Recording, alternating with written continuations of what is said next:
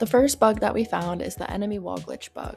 This bug is a D-type minor bug, and it happens every time the player performs a normal suplex while holding an enemy and aiming at a wall. The enemy gets stuck in the wall. This bug does not stop gameplay, but it is visually annoying and breaks the immersion of the game. This bug happens every time a normal suplex is performed while aiming at a wall. The second bug we found is the Shoal bug. This is a B-type severe bug. During the first boss fight, the Shoal, regardless of how many fish the player kills, the health for the Shoal boss does not go down. The game is still playable, but because of this bug, the player cannot beat the boss and progress to the next level. This bug happens every time the Shoal boss fight is initiated. The third bug we found is the automatic damage dealing bug. This is a C-type general bug. When the player stands idle during enemy attacks, the playable character automatically attempts to deal damage. This can cause the character to flip upside down into the ground.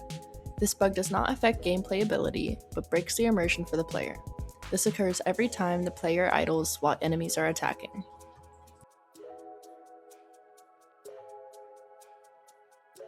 The fourth bug we found is the super dash bug. This is a C-type general bug. If the player walks off the edge of a platform and turns to face it while falling, they will get stuck to it. After a few seconds, the dash animation will begin to loop.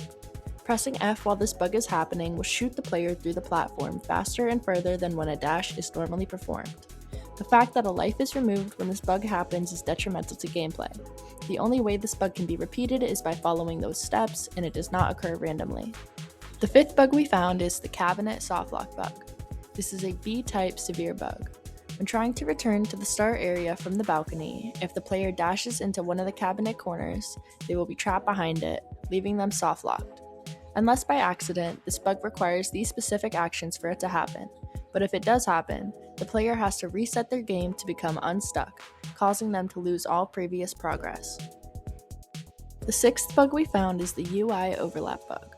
This is a E-type cosmetic bug. When pausing the game to access the How to Play and Settings tabs, the keyboard controls UI that is on screen during gameplay will overlap the text opened on these tabs. This does not affect gameplay, but does cause the screen to become cluttered and prevents some of the Xbox controls text to be difficult to read. This happens occasionally when opening the How to Play and Settings tabs.